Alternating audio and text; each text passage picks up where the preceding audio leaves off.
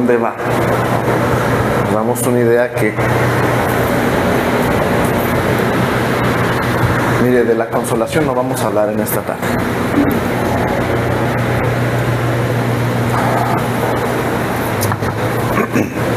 ¿Sabe que todos los seres vivos tienen un ciclo? ¿Sabe cuál es el ciclo de la vida? No el ciclo sin fin, no, ese es del Rey León. No. El ciclo de la vida es: naces, creces, te reproduces y mueres. Ese ciclo no en todos se cumple, ¿verdad? No todos se reproducen. Pero todos nacen, crecen y no todos nacen. Naces, creces, te reproduces y mueres. Es el ciclo de la vida. Es el ciclo sin fin. Pero sabe que en la vida cristiana no es muy diferente. Nacemos en Cristo. Debemos crecer. Debemos reproducirnos. Y en algún momento debemos de morir o Cristo debe venir por nosotros. El problema es en el debemos. Que debemos crecer. Pero no siempre crecemos. Es una necesidad. ¿Sabe usted que no es viable para un ser biológico quedarse de la misma manera que cuando nació? ¿Por qué? Dígame usted si es viable para un bebé ser bebé toda la vida. No, ¿verdad? En algún momento necesita crecer, necesita aprender a comer, necesita madurar, necesita... Y es necesario. Porque, vaya, un bebé en determinado momento,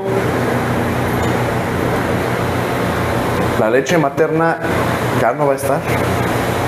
O la fórmula, ¿verdad? Si es de la nueva crianza, la fórmula. En determinado momento sus padres no van a poder cuidar de él. Es necesario que el bebé crezca. Obviamente, ¿verdad? Hay un proceso fisiológico muy largo y muy grande. Porque si usted ha visto las manos o las radiografías de un niño de 5 o 4 años, se dará cuenta que no están capacitadas para muchas cosas que las de alguien incluso de 7, 6 años ya están. Por ejemplo, un niño de 4 o 5 años no puede escribir. Porque su mano no ha sido formada completamente, no está completamente desarrollada para poder sostener de la manera correcta un lápiz. ¿Cómo sostienen los niños los lápices o los...? Así, ¿verdad? Y así rayan. No como se sostiene un lápiz. Por lo tanto, no pueden escribir correctamente. Algunos de nosotros ya crecimos y no podemos escribir correctamente, ¿verdad? Pero es otro problema. Pero es necesario que el niño crezca, es necesario que un cachorro crezca y se convierta en un adulto. Es necesario que un ternero crezca y se vuelva carne muy sabrosa. Porque es el ciclo de la vida. Entonces, de la misma manera en Cristo es necesario que maduremos, que crezcamos. Y la Biblia está plagada de textos, de historias que nos indican la necesidad de crecer. Entonces en esta tarde vamos a hablar de eso, de la necesidad de madurar. ¿Pero madurar en qué? Bueno, en primera instancia, madurar en nuestra manera de pensar. 1 Corintios 14:20, fíjese lo que dice.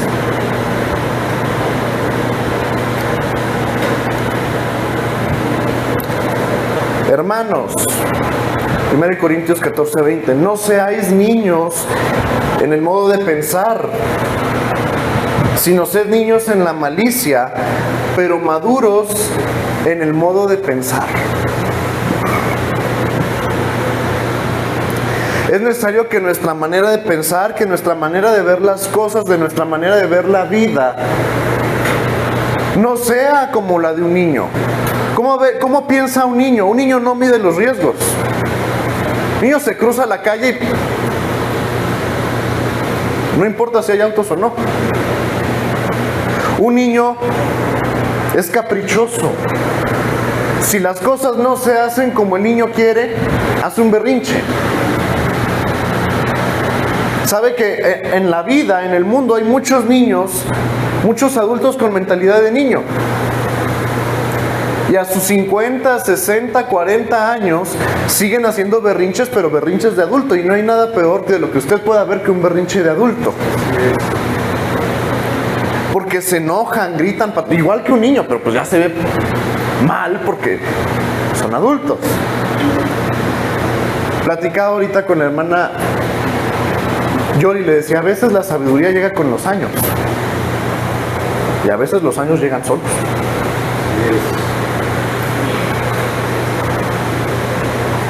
¿Qué pasa? Que si no permitimos y si nosotros no trabajamos en cambiar nuestra manera de pensar, nuestra manera de ver las cosas, vamos a vivir una relación con Dios, vamos a vivir una relación con los demás, vamos a vivir una relación con nosotros mismos, en la que todo tiene que ser de la manera en que yo quiera, si no está mal. En el que yo nunca voy a reconocer cuando me equivoco. En la que yo nunca voy a estar satisfecho con las cosas que tengo, porque yo voy a sentir que merezco más. En la que todo lo que la gente o mis amigos o mis vecinos puedan decir o opinar de mí me va a afectar y me va a destruir y me va a derrumbar. Vamos a vivir de una manera caprichosa, vamos a vivir de una manera que no es conveniente para un cristiano. Por eso les dice Pablo a los Corintios, hermanos, primeramente, son hermanos. No son carnales, que ahorita hablaremos de eso. Pero son hermanos, por lo tanto, como son hermanos, no sean como niños en su manera de pensar. Midan los riesgos. Los niños, insisto, no miden los riesgos. Y muchas veces cuando somos niños en nuestra manera de pensar, no medimos los riesgos y ahí andamos jugando con el pecado muy a gusto. Y ahí andamos buscando la tentación para vencerla.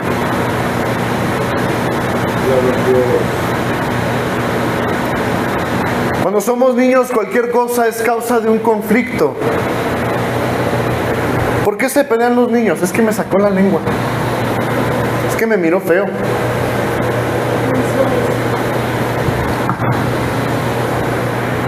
¿Sí o no?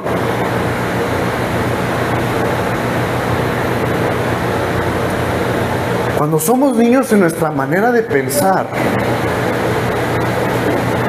somos conflictivos. No es que no me saludó, entonces pues ya no voy a venir a la iglesia. Es que de seguro alguien le dijo a que está predicando que yo andaba en tales o cuales. Es que no cocinaron en la actividad lo que a mí me gusta que cocinen. Es que las canciones que cantan no me gustan. Una persona una vez me dijo, es que deberían cantar canciones más nuevas para que nos gusten. Dije, ay, perdóname, no sabía que tú habías muerto por todos nosotros y resucitado al tercer día. Las canciones no son para que nos gusten a nosotros. La música, mire, esto no es un show en vivo, no es un concierto, no es la apertura de un show de stand-up comedy, no es nada de eso, no pretendemos llegar a eso. La vida cristiana no pretende ser un distractor de la vida normal. La música que cantamos, las alabanzas, la adoración, lo que se habla, lo que se escucha, es para Cristo, es por Cristo. No podemos pensar por ningún momento que la iglesia, cualquiera que sea, es un servicio de atención al cliente. Que los niños son los que piensan, es que como yo doy ofrenda, entonces las cosas tienen que hacerse como a mí me gustan. Es que como yo vengo temprano y limpio y hago la comida y hago esto y que entonces las cosas tienen que hacerse como a mí me gustan. No es así.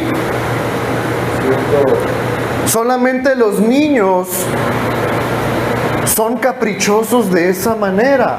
Solamente los que no han madurado en su manera de pensar, los que no han crecido, los que siguen anhelando, los que siguen tomando leche, porque más adelante el apóstol les dice, yo les tuve que dar leche y no vianda porque no la digieren.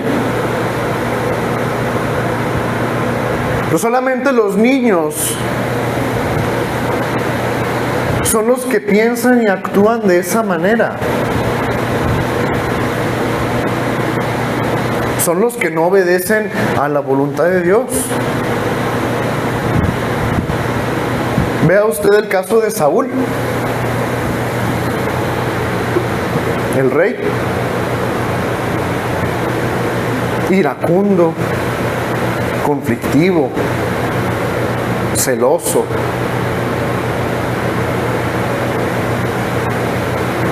Que era un niño muy grande, muy fornido, muy guapo. No lo digo yo, lo dice la Biblia.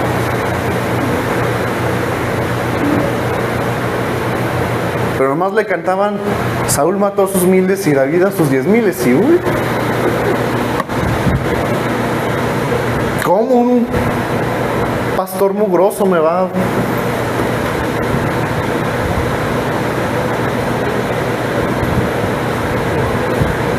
Vea usted el caso de David cuando cae en pecado, un momento de inmadurez. Andaba viendo lo que no debía de ver. Andaba haciendo lo que no debía de hacer porque él debía estar en la batalla, no debía estar en el castillo. Y en consecuencia dice, no sabes qué, manda a Urías hasta el frente de la batalla. Es que lo van a matar por eso. Mándalo.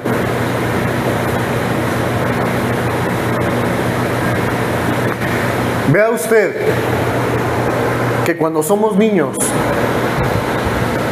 creemos que alguien más va a venir a rescatarnos. El mundo está plagado de niños. Porque vivimos pensando que va a venir un adulto responsable, va a venir nuestro papá, va a venir nuestra mamá, va a venir el gobierno a salvarnos de donde estamos. Y si estamos donde estamos es culpa de todos los demás menos nuestra.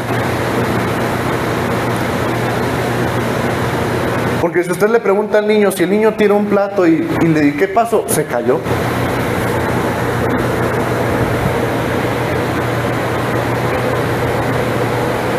Oye, porque es que la maestra está en contra de mí.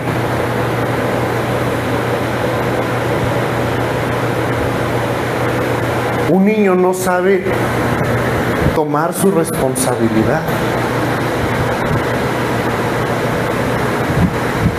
Insisto, no le estoy inventando, véalo usted. Ahora al parecer es responsabilidad de los maestros educar integralmente a los niños, porque los papás pues, no todos, ¿no? Pero ¿qué pasa? Eso pasa cuando somos niños en nuestra manera de pensar. Cuando creemos por algún momento que es responsabilidad del Señor llevarnos del punto A al punto B sin hacer nosotros ningún esfuerzo. Cuando creemos que es responsabilidad de los demás el que yo crezca espiritualmente, el que yo ore todos los días, el que yo lea la Biblia todos los días, el que yo me aparte del pecado.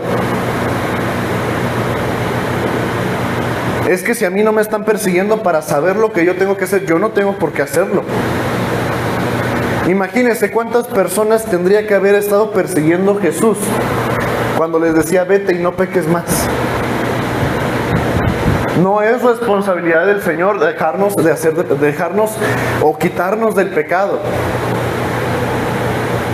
El Señor nos limpia del pecado. Crea en nosotros una nueva criatura, pero es nuestra responsabilidad alejarnos del pecado, alejarnos de las tentaciones, alejarnos de las malas compañías, alejarnos de las malas amistades, alejarnos de los malos trabajos que nos impiden tener comunión con el Señor, que ponen a prueba nuestra fe, que ponen en un predicamento nuestra fe. Es nuestra responsabilidad y no del Señor.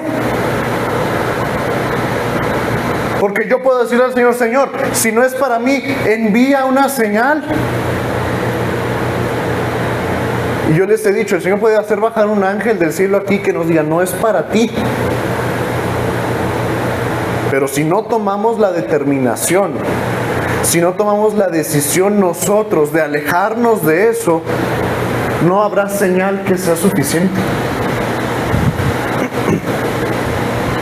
Entonces es necesario que crezcamos, que maduremos en nuestra mente, en nuestra manera de pensar, en nuestra manera de conducirnos a los demás. ¿Cómo lo vamos a hacer? Porque el apóstol Pablo nos dice, hermanos, no sean niños en su modo de pensar, sino adultos. Que por cierto dice, sean niños en cuanto a malicia, sean inocentes. Porque igual cuando no somos inocentes, hasta creamos dichos, ¿no? Y creamos, aunque digan que me gustan mucho, sí me gustan mucho los dichos. Pero decimos, no, piensa mal y acertarás. No. Necesitamos permitir que el Señor trabaje en nuestra vida, pero hacer nuestra parte. Fíjese, dice Efesios 4, 23 y 24.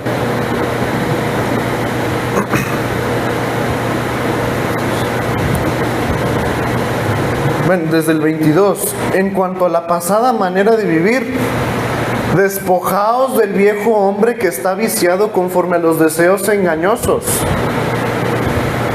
¿Quién nos va a despojar a nosotros? Nosotros mismos. Despójense, quítense ustedes al viejo hombre. Haga de cuenta que se está quitando un vestido, una armadura pesada. Despójese usted del viejo hombre que está viciado conforme a los deseos engañosos y renuévese en el espíritu de su mente. ¿Quién? Usted, yo. Y continúa diciendo el apóstol, y vestidos del nuevo hombre, creados según Dios en la justicia y santidad de la verdad. ¿Cómo voy a madurar? ¿Cómo voy a crecer en mi mente? ¿Cómo voy a ser un adulto? ¿Cómo voy a ser alguien responsable de las cosas que hago, digo, pienso? Tomando la iniciativa de decir, ¿sabes qué? Si yo era conflictivo, si yo estoy viendo que soy muy conflictivo, que parezco un cerillo, voy a trabajar en eso. Sí voy a orar, sí voy a leer la Biblia, sí voy a tener paciencia, voy a ejercitar la paciencia. Porque creemos que decirle al Señor, Señor, dame paciencia, es que el Señor va a agarrar una varita mágica, una espada y nos dice, yo te corono como el más paciente. Y no va por ahí. Efesios 5:17 también nos dice, por tanto, no seáis insensatos, sino entendidos de cuál sea la voluntad del Señor. Mire, esta versión es muy poética y muy bonita, ¿no? Y por eso dice insensatos. Usted va a una versión más actual, le va a decir, no sean, perdone, ¿verdad? No sean tontos. Entiendan cuál es la voluntad del Señor. Para que nos quede un poco más claro, porque de repente entendemos insensatos, como se oye muy bonito, ¿verdad? Se oye muy poético, muy shakespeariano, pues es lo que está tratando de decir el apóstol. No sean ignorantes, no sean inconscientes, no sean necios. Entiendan cuál es la buena voluntad del Señor. Antes de ese dice, mirad pues con diligencia cómo anden, no como necios, sino como sabios, aprovechando bien el tiempo porque los días son malos. ¿Cómo voy a crecer? ¿Cómo voy a madurar? Siendo consciente de lo que estoy haciendo, siendo consciente de la manera en que me estoy relacionando con los demás, siendo consciente de cuándo estoy comprometiendo mi vida con Cristo y cuándo no, siendo consciente de cuándo puedo aprovechar yo el tiempo y cuándo lo que hago no es de provecho, siendo consciente de que los días son malos, de que el día se acaba, de que la noche, dice el apóstol Pablo, está muy avanzada y Cristo viene. Esa es la urgencia de madurar. Que la noche está muy avanzada, ya Cristo viene.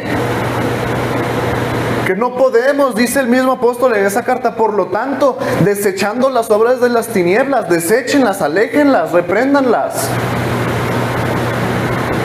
En otro pasaje el mismo apóstol dice, por eso está escrito, levántate tú que duermes y te alumbrará Cristo. Pero todos esos textos y todas las citas que podamos referenciar nos hablan de que la primera voluntad debe ser la humana. Que nosotros tenemos que estar conscientes de que el cambio no empieza por solamente el sacrificio de Cristo y la obra del Espíritu Santo, sino porque yo decido cambiar. Bien dijo aquella pensadora filósofa, hoy voy a cambiar. Fíjese, se la supo.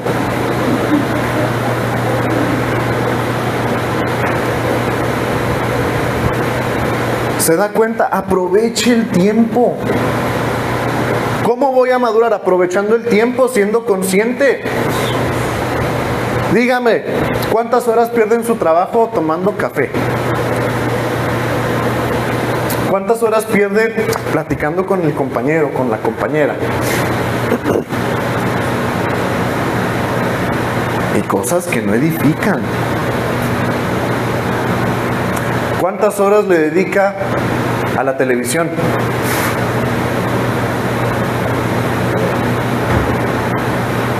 ¿Cuántas horas le dedica a las redes sociales? Mire, hace como 5 años, por estas fechas me salía en una red social, que se había caído Facebook precisamente. Y duró todo el día caído aquí en Juárez, nada más en esta zona, en esta región, en el norte del país. Todo el día. Cuando volvió, alguien dijo por ahí, ya vieron que sí tenían tiempo de hacer su devocional. Pero entrábamos y a cargar Facebook a ver si ya... Que no vaya a ser que haya pasado algo en el mundo de lo que no me enteré. Y que no me importa y que no me afecta. Mire, ¿cuánto tiempo pasa viendo realities de televisión? Que de reality no tienen nada, todo está planeado.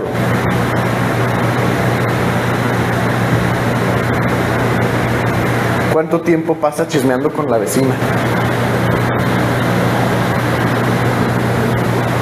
O con el vecino, ¿verdad? Porque ahora pues somos incluyentes, sí. También los vecinos chismean.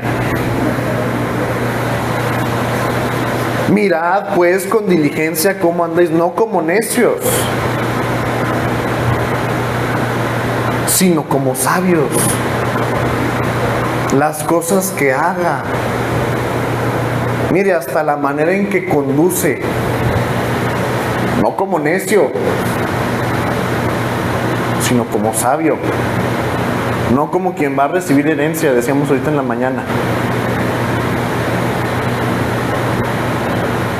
Como sabio, lo que escucha, lo que lee, lo que ve. Y yo conozco muchachos, muchachas, que les encanta leer. A mí dicen, no, es que a mí me encanta leer. Ah, ¿y qué has leído? No, Crepúsculo, Harry Potter, el Señor de los Anillos es bueno. Yo antes de ti, yo después de ti, Maze Runner, esto. Y la Biblia no se te ha cruzado por ahí. La ciudad de Dios de San Agustín, mero cristianismo de C.S. Lewis. El gran divorcio de C.S. Lewis. Discurso a mis estudiantes de Charles Spurgeon. Una teología sistemática que se te cruce por ahí. No como necios, sino como sabios. Así es como vamos a cambiar nuestra mentalidad. Así es como vamos a reconocer verdaderamente en qué nos estamos equivocando. Segunda instancia, también tenemos que madurar en nuestro modo de actuar. Aunque no diga amén. 1 Corintios 3:1.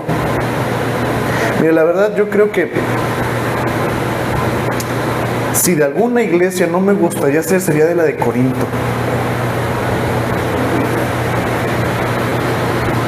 Pablo les dedica 2 cartas larguísimas y en las 2 les pone una arrastrada. Fíjese, 3:1. De manera que yo, hermanos, no pude hablarles como espirituales, sino como a carnales, como a niños en Cristo. El 2 dice, os di a beber leche y no vianda, porque aún no erais capaces, ni sois capaces todavía, porque aún sois carnales, pues habiendo entre vosotros celos, contiendas, disensiones, no sois carnales y andáis como hombres.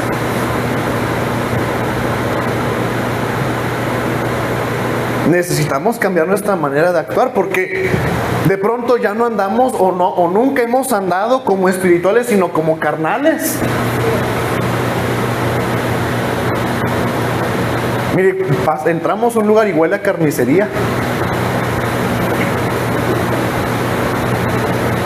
Porque la manera en que nos relacionamos, otra vez, la manera en que discutimos con las personas, los conflictos que nosotros mismos creamos en nuestra familia, en nuestro trabajo, con nuestros vecinos.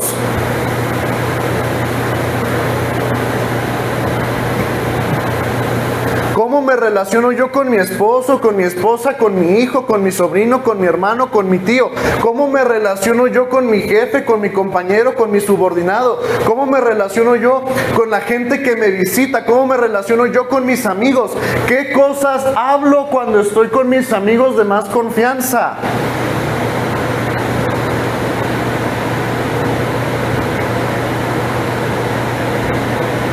¿Lo hacemos como espirituales o como carnales? ¿Qué cosas hago cuando salgo de las 4 paredes del templo? ¿Cómo vivo?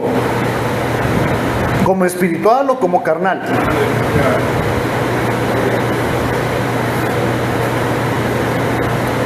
Es que, pues lo de ahora es amar y no juzgar. Perdóneme, pero por amar y no juzgar, 2 ciudades fueron quemadas. Por amar y no juzgar, Nínive casi se pierde. Por amar y no juzgar, Roma cayó. El imperio más grande que ha existido en la historia es el de Roma. Y por amar y no juzgar, cayó. Porque antes del declive político y económico del imperio, llegó el declive moral. Por amar y no juzgar, la iglesia perdió miles de años de doctrina. Por amar y no juzgar, tuvimos que separarnos.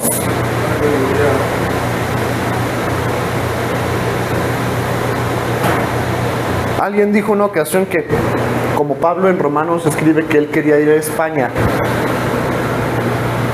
yo estoy seguro que Pablo no llegó a España. Órale. Cuando lo vi dije, bueno, es grande, sí, a lo mejor y sí. Pues ahí andaba con él, ¿no?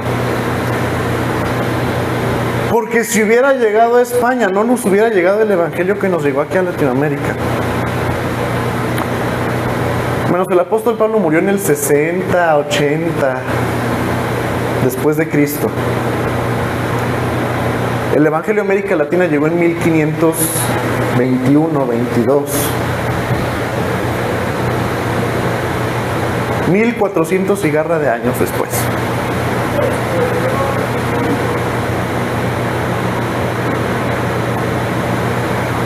Y él fue de los primeros en morir, de los primeros apóstoles en morir. O de los del medio, más o menos. Pero mire, si aún Juan hubiera llegado a España, que fue el último de los apóstoles en morir, murió en el 90, 100 después de Cristo, más o menos.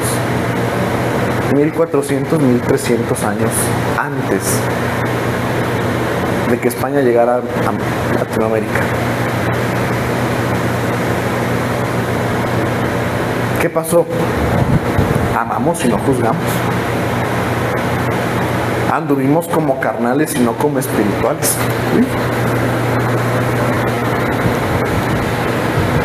¿Qué pasa en nuestra vida? ¿Por qué la gente ve que somos cristianos pero no se convierte, no se acerca? Porque la gente ve que somos cristianos, pero nos critica más que lo que nos admira. Tal vez puede ser porque andamos más como carnales que como hermanos.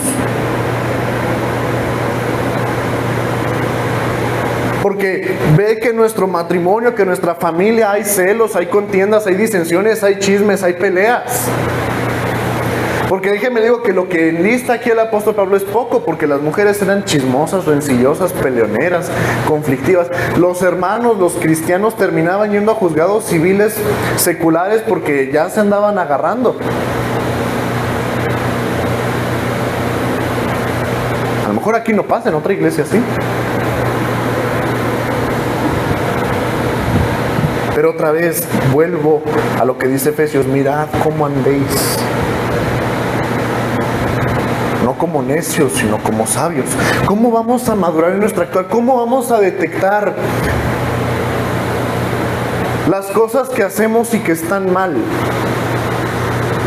Si es que en determinado momento realmente no nos damos cuenta que lo que hacemos está mal, porque sabemos lo que es correcto y lo que es incorrecto, sabemos lo que le agrada al Señor y lo que no. Pero vamos a suponer que no sabemos cómo vencer esas acciones. Romanos 12:21, no seas vencido con lo malo, sino vence con el bien el mal.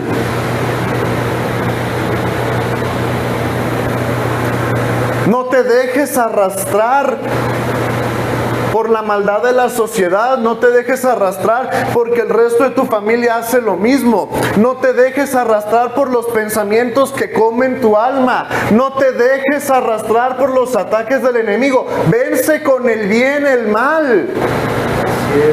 Le dice el apóstol Pablo a Timoteo: pero tú huye de todas estas cosas. Aléjate. Efesios 5:11.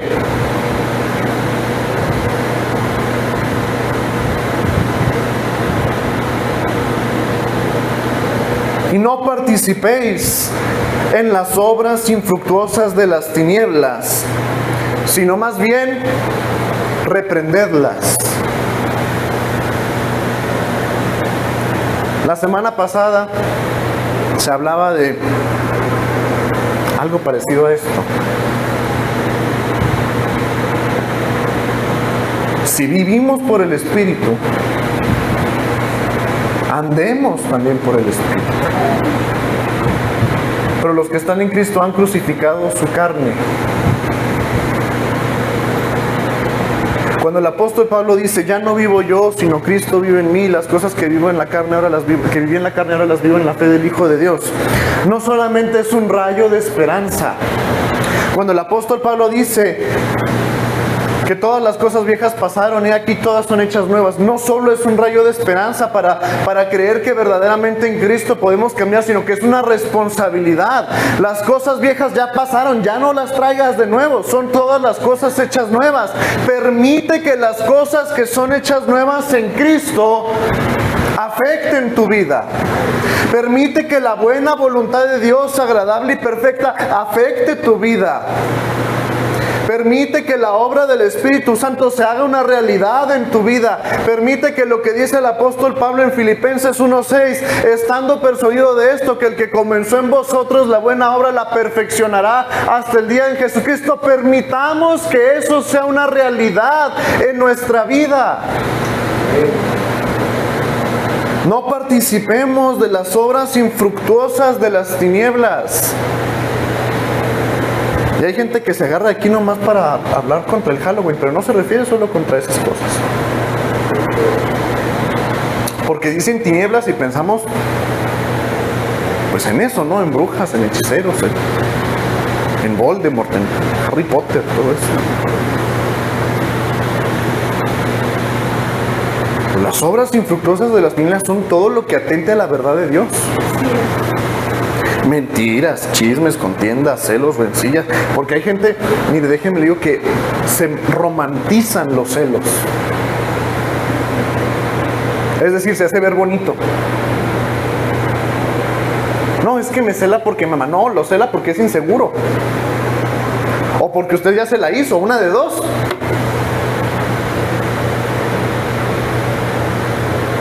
Y en cualquiera de los dos, ambos tienen que cambiar.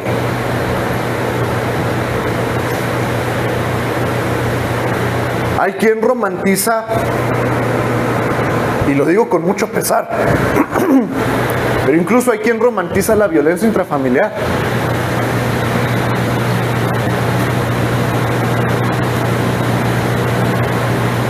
Esas también son obras infructuosas de las tinieblas. Todo lo que atente a la manera en que Dios desea que vivamos como hijos suyos es una obra infructuosa de las tinieblas. ¿Cómo soy en mi trabajo?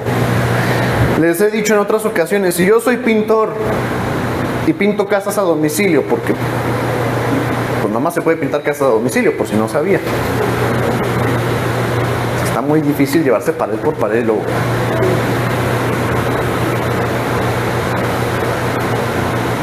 ¿Se nota que un cristiano pintó esa pared? ¿Hubo calidad en su trabajo? ¿Fue honesto en el precio? ¿Fue honesto en el material que usó? Si trabajo en una maquila, ¿dejo pasar material defectuoso? ¿Me robo material de la empresa? Porque hay gente que dice, no, es que como me pagan muy poquito, pues órale. No. Si no es suyo, es de la empresa o es de alguien.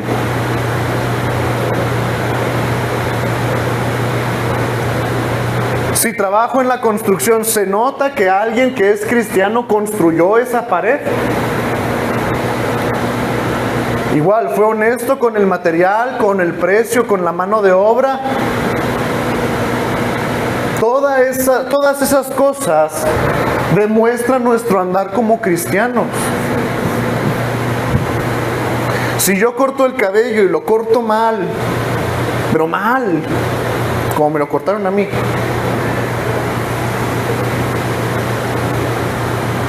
y cobro más caro que los demás, un cristiano no me cortó ese cabello. Nos damos cuenta. Debe haber una ética laboral de un cristiano. El trabajo no es un castigo de parte de Dios por haber pecado. El trabajo es una de las razones que Dios le da al hombre para vivir. Vea usted Génesis, la primera encomienda que Dios le da a Adán es: trabaja, cuida el huerto, ponle nombre a los animales. La maldición que le cae después de haber desobedecido es que iba a trabajar más para obtener menos. Y luego se convirtió en salario mínimo. México es el país que más, es de los países que más trabaja en el mundo. Y de los peor pagados.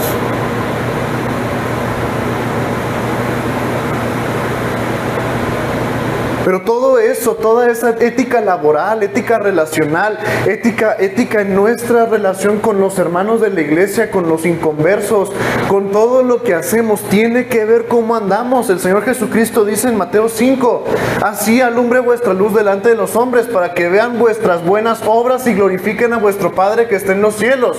Si no me equivoco es Mateo 5:16. Todo eso tiene que ver con nuestro actuar, con madurar con nuestro actuar, vencer lo malo con lo bueno, no dejarnos arrastrar por la maldad, sino reprenderla. Todo eso tiene que ver con nuestra madurez. Y en última instancia, también tenemos que madurar en nuestro conocimiento doctrinal. Hebreos 5:12. Con lo que comenzamos al inicio prácticamente. Porque debiendo ser ya maestros, después de tanto tiempo, tenéis necesidad de que os vuelva a enseñar cuáles son los primeros rudimentos de las palabras de Dios, y habéis llegado a ser tales que tenéis necesidad de leche y no de alimento sólido. ¿Qué quiere decir? Yo no sé cuántas veces visitó el escritor de Hebreos a esa iglesia, pero ha pasado mucho tiempo desde que los conoce. Y como son hebreos, ha pasado mucho tiempo desde que ellos conocen la ley. Saben qué es lo que Dios quiere de ellos. Y aún así, dice, tienen necesidad de que yo les vuelva a escribir y enseñar las mismas cosas. Porque nada se les pega, nada les importa, nada estudian, nada aprenden.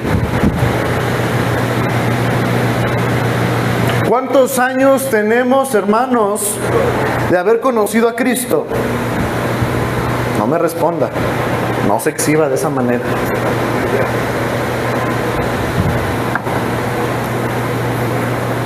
¿Cuántos años tenemos de que nuestra vida cambió radicalmente en Cristo?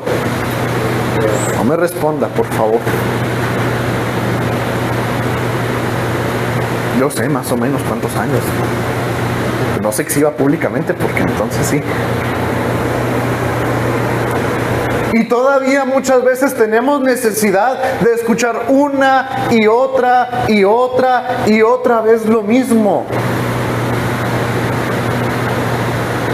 Mire, si levantáramos una encuesta rápida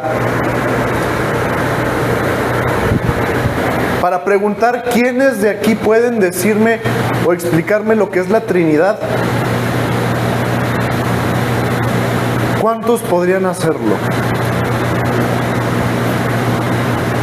¿Cuántos podrían explicarme eso de que Cristo es completamente hombre y completamente divino? ¿Cuántos de aquí podrían explicarme cuál es la condición o cuál es la doctrina acerca del hombre?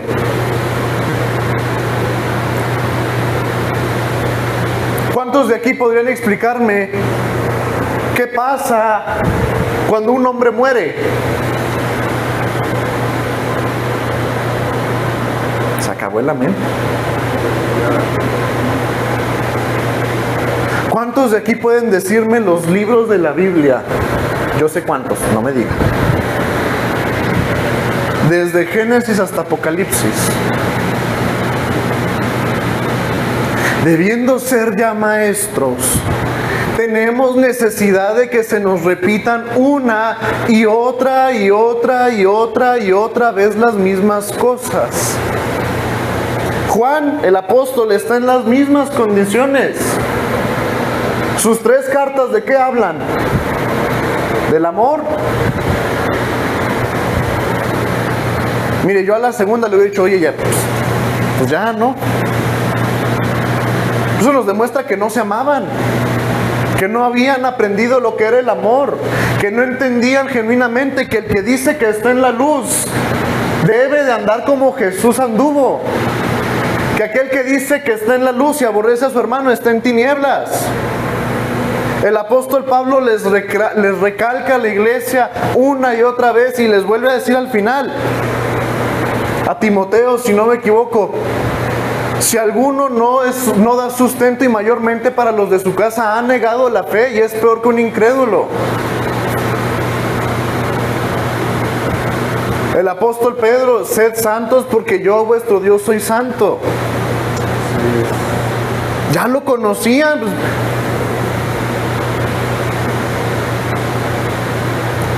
El apóstol Pablo les dice, Cristo murió y resucitó. Y si no resucitó, vana sería nuestra esperanza. Tienen que entender que resucitó. Juan les dice, Cristo vino en carne y habitó entre nosotros. Si no lo entienden, no entiendo por qué, ya se los enseñé. Es más, si alguien viene, dice en 2 de Juan 1:10, si alguien viene y no trae esa doctrina, no lo reciban, no le digan bienvenido, no le hablen, échenlo. Esa es la necesidad de aprender doctrina, que cuando alguien trae una doctrina diferente, mire, nos marea y nos terminamos convirtiendo en mormones. Que cuando no sabemos que son 3 y no 1, nos marean y somos apostólicos. Y negamos la doctrina central y por lo tanto somos herejes. Y los herejes no heredarán el reino de Dios. ¿Se da cuenta? La doctrina no es aburrida, créanmelo, no es aburrida. A lo mejor el aburrido soy yo, pero la doctrina no es aburrida.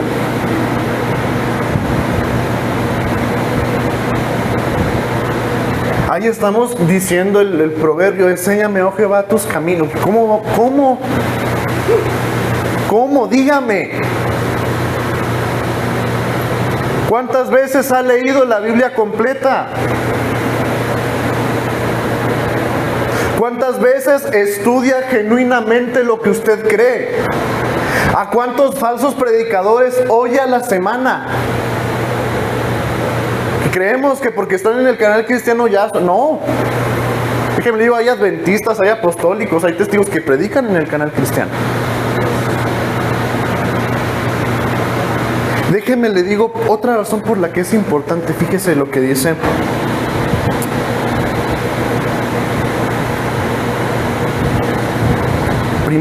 Segunda de Timoteo, si no me equivoco. Segunda de Timoteo 4:3. Porque vendrá tiempo cuando no sufrirán la sana doctrina, sino que teniendo comezón de oír se amontonarán maestros conforme a sus propias concupiscencias. Es decir, va a llegar un momento, como ahora, que a nadie le interese la sana doctrina, sino que van a querer oír gente que les diga que usted va a ser bendecido, que usted va a ser prosperado, que usted va a ser millonario de hoy a la mañana, si usted pacta esta noche con el apóstol. Y no hay nada peor que una persona que se deja llevar, dice el apóstol Pablo, como nube sin agua, arrastrado por corrientes de Dios sabe dónde. Pretendemos imitar la doctrina de la iglesia primitiva, por eso creemos en la manifestación del Espíritu Santo, por eso creemos en los dones. Pero Hechos 2:42 nos dice que la iglesia primitiva no perseveraba en doctrinas extrañas, no le admitía la doctrina extraña a cualquiera, perseveraban en la doctrina de los apóstoles. No se apartaban, no se iban para un lado o para el otro. Y si nosotros no aprendemos, no estudiamos la buena voluntad de Dios, no estudiamos la voluntad de Dios revelada en las Escrituras, cualquier mediocre engañador va a venir a cambiarnos.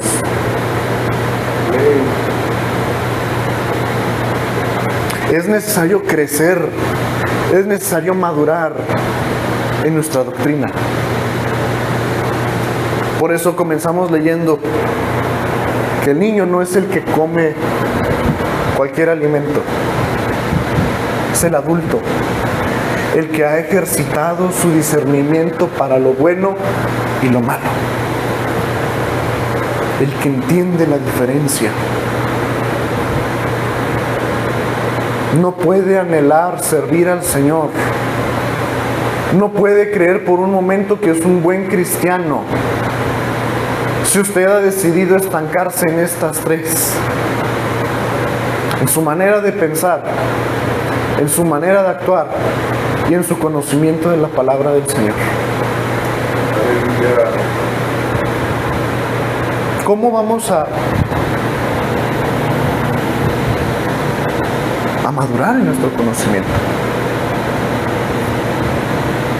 Ya les dije, Hechos 2:42, perseverando en la doctrina de los apóstoles, en la sana doctrina.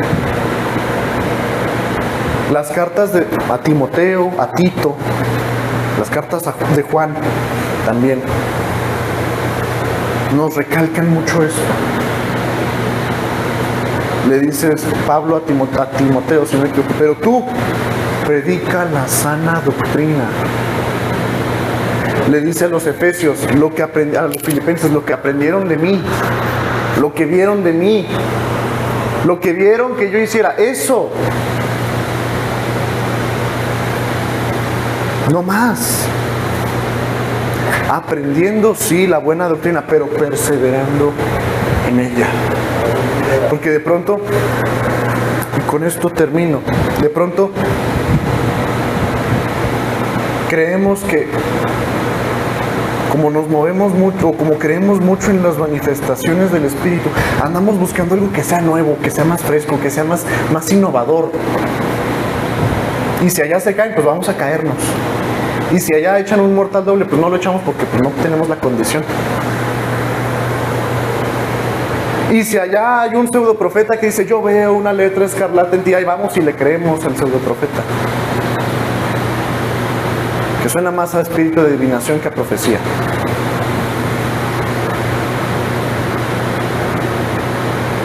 Y si allá se levantó un nuevo apóstol, ahí vamos con el nuevo apóstol.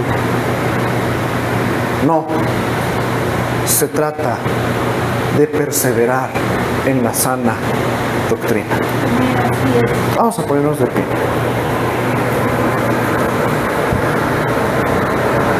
Y mire, el que me diga, o el que se diga a sí mismo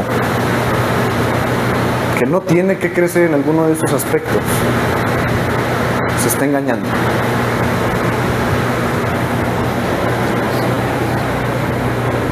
Y el primer paso para crecer es reconocer que tenemos necesidad de madurar, de crecer, de no ser niños.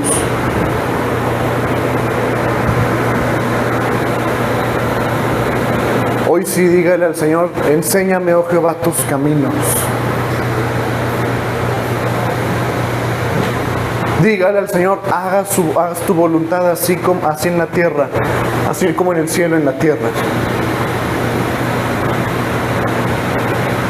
Quiero conocerte más. Quiero profundizar más mi relación en ti. Quiero madurar, no quiero pensar como un niño. No quiero actuar como un niño.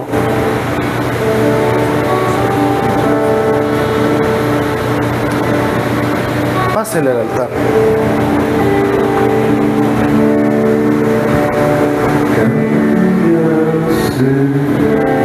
Renueva, Señor, un espíritu recto dentro de mí.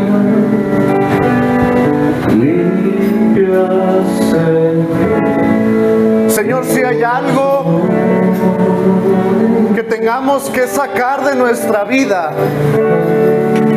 si hay relaciones que se tienen que fragmentar, que romper, si hay amistades de las que me tengo que alejar, si hay maneras de pensar que tengo que dejar,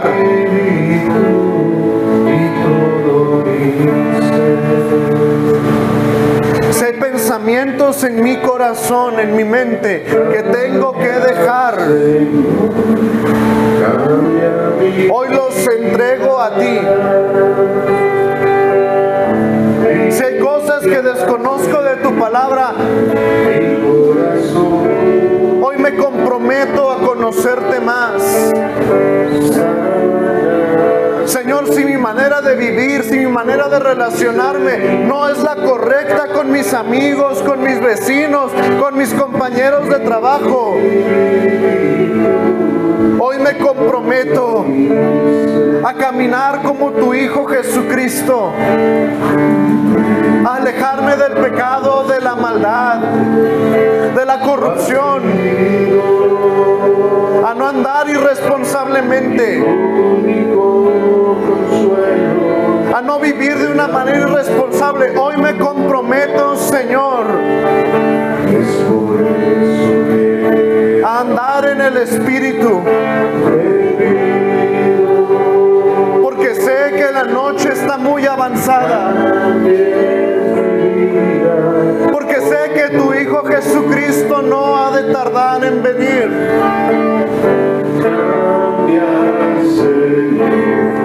Hoy me comprometo, Señor,